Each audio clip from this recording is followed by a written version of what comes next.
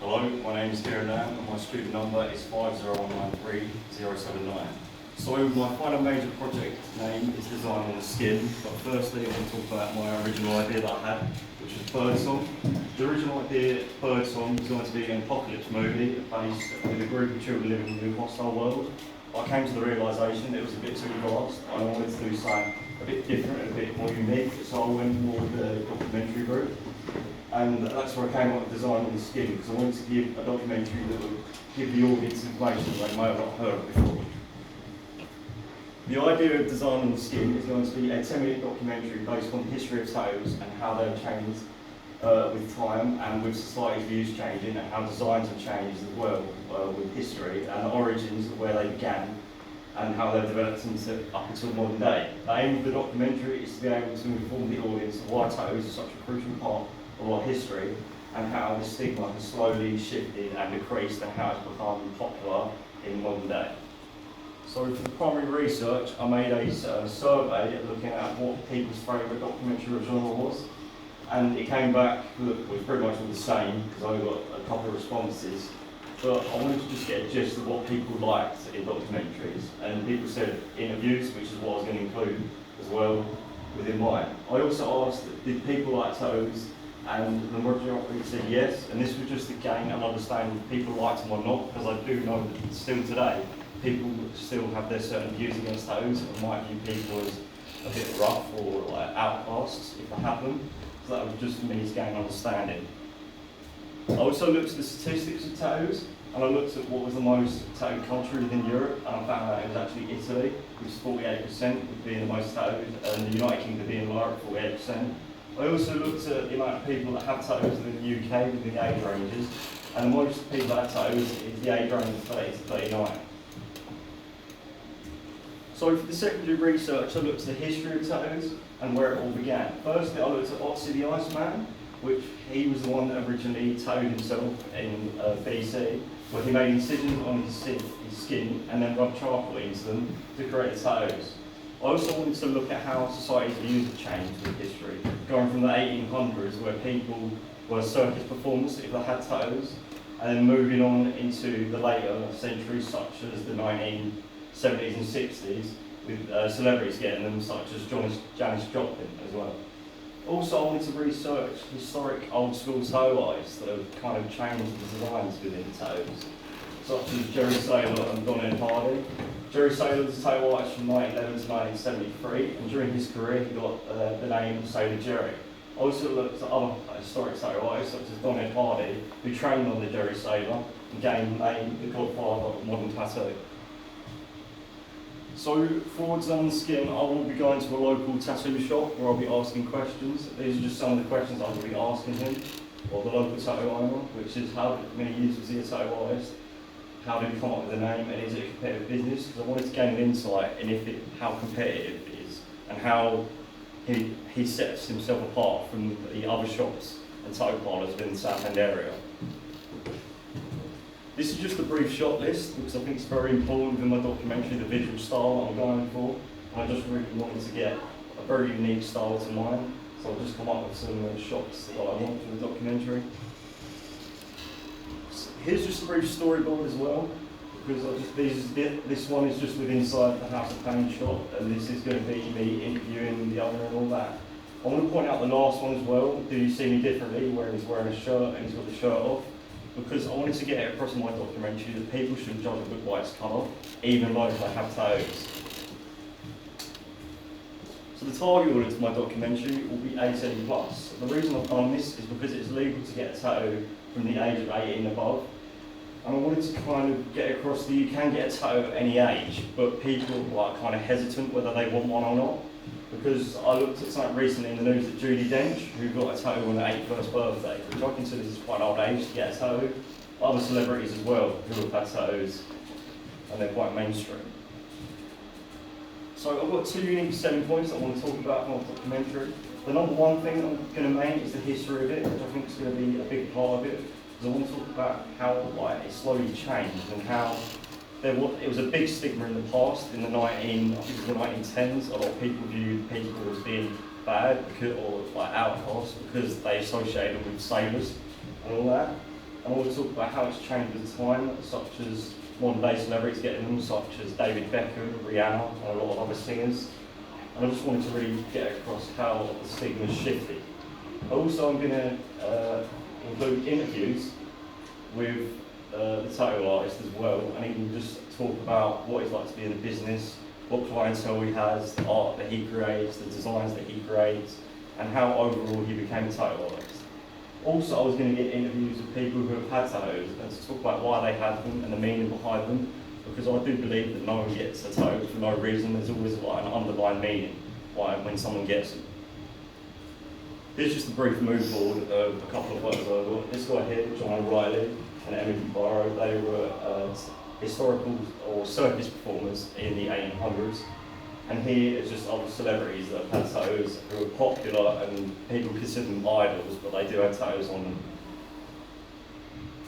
So here's just a couple of influences. I really want to point out something I watched recently, which was What the Health, because I watched it and it was talking about the products that we eat and how they create the food that we eat. And I thought it was quite interesting the way that it gave me information that I never knew before.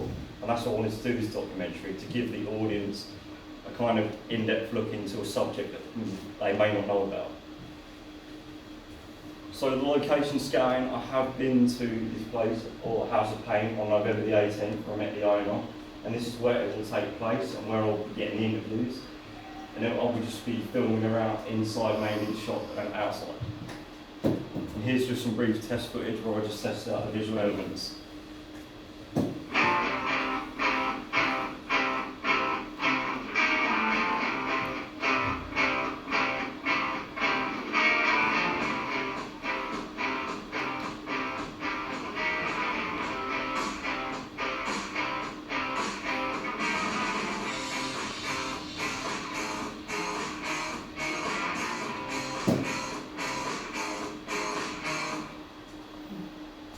So the clients that I'm working with is Lawrence Goldblatt. He's the owner of the House of Paint shop, and it's located in Westcliff. And here's just briefly some of the designs that he's created on some of his customers. This is just a brief communication between me and him when I met up with him recently, and I just discussed with him filming dates and when I wanted to go there and film. And he also said in mid-December, I believe, that he's getting a customer who's getting a back piece, and he said I can go there and do a bit of filming while he's tattooing. So this is just really a brief timeline of what I want to do. I realistically want to get all my footage done by, I'd say, December 10th to January 10th, and I want it edited and finished by, I'd say, February the 20th.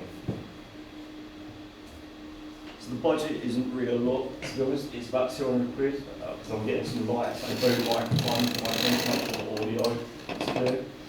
But the House of Paint owner generously said that he'd be willing to do it for free and get the customers in for me to speak to them.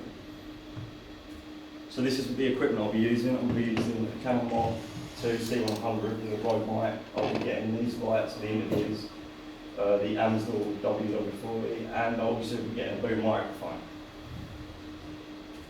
So the main online platforms that I think I'll be doing it for is YouTube and Facebook, just to basically promote him and his company in my documentary. But if I'm going to send my documentary to a professional company, it would be Netflix, because I watched 2 documentaries recently, It's Either Mine of Serial Killer and What the Hell. And I also think that Netflix is a site where you can pay for it and get a lot of stuff for free.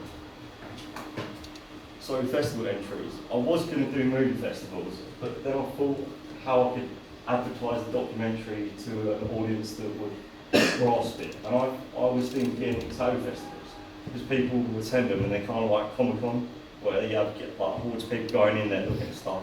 And I thought maybe if I sent mine off, it could be played on a screen there, so they could get an understanding of what the documentary is about. Thanks for listening. Any questions?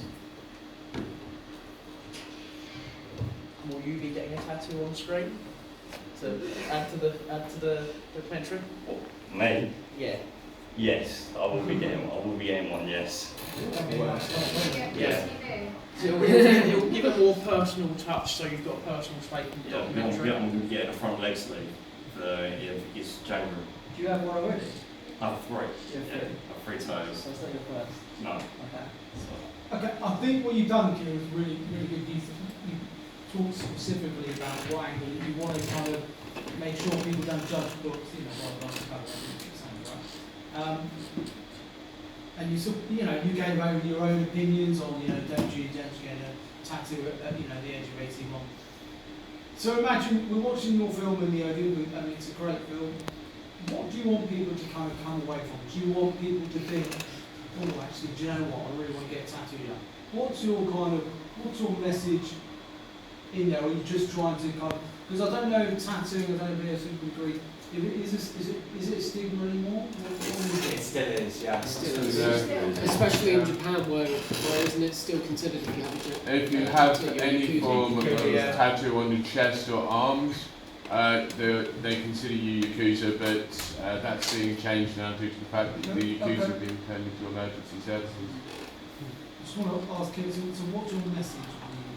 What my message to the film. I'm not forcing people to get a tattoo, but I just want people to be more aware that they shouldn't really like. I watched something on YouTube recently, which was a guy that was thinking he was public, he had a face tattoo, and he went out in public and he asked people for like a near address, and then the makeup team put makeup on his face to get rid of the tattoo, and then people were more confident and more willing to approach him, which I think is wrong.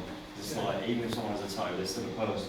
You still talk to them no matter what they look like. There was the guy that was on Jeremy Card a few years ago, wasn't he? He had like a corpse, zombie sort of tattoo. Yes. Seen that guy? I think so, yeah. Yeah, it's like horrific, and his children crying, but yeah, I think you've got some great stuff there. You've also done a lot of research in there, okay? And you were saying you were going to talk to one tattoo on the shop, or you not trying? Mine is one tattoo artist, which is House of Pain, but I realistically want to talk to like others in the area. Yeah, I can get in touch with one. Can you? I know. And do you remember? And do you remember I spoke to you last week about the first the years? tattoo shop, yeah. They said they know the owner of another tattoo shop. Yeah. So, but overall, really good, Kieran. Well done. Well, Chris, you know, buddy.